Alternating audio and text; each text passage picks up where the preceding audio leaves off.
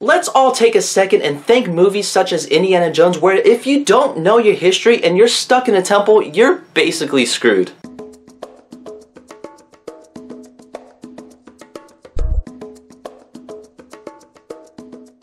Okay, so As Above, So Below. So As Above, So Below is like a found footage horror film starring a bunch of nobody actors. Seriously, I take a look at some of these actors, I'm just like, who are you? The movie stars this one chick who's basically the perfect girl that everybody strives out to be. This girl has like 3 PhDs who can speak like 6 languages and has a black belt in like Jiu-Jitsu or like CQC, I don't know, I forget. She's like a solid snake mixed with an Indiana Jones. She gathers a group of people and goes to the catacombs in Paris, in which she's after something called a Philosopher's Stone, in which she believes is real. Yeah, right, Philosopher's Stone, like, you know, Harry Potter. It's funny because they mentioned the Philosopher's Stone and they also mentioned Nicholas Flamel, who's also in the Harry Potter series. A parallel between Harry Potter? Yeah, you have your reasons. So to acquire this Philosopher's Stone, she doesn't just go to Hogwarts, play a couple games of Quidditch, she goes to the Gates of Hell. And I gotta say, As Above, So Below is actually interesting to watch. Because you're seeing this girl do her thing, the group does get stuck at certain points in the catacombs, and she's like, oh, in this certain point of history, blah blah blah blah blah. She looks around and then boom, secret passageway. And I'm like, oh girl, yeah, you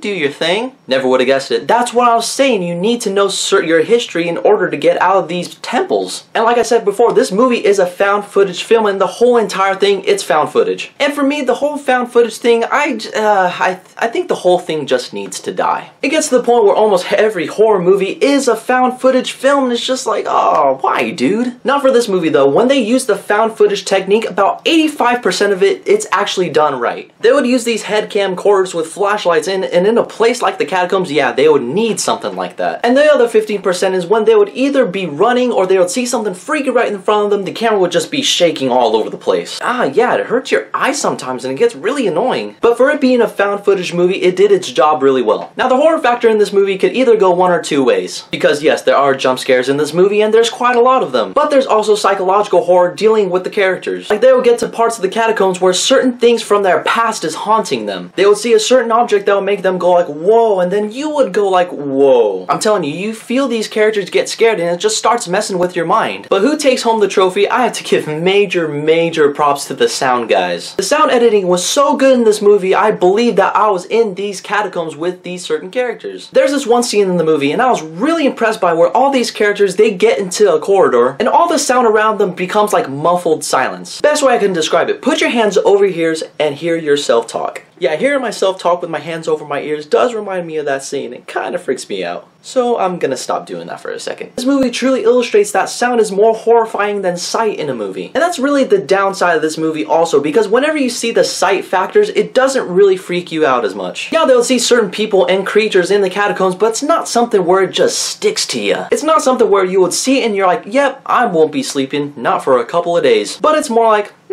okay, I've seen it before. Kinda wish they did more with that factor in this horror movie. And I'm serious, if you guys go out and see this movie, it will get to a certain part where you're just like, what? Seriously?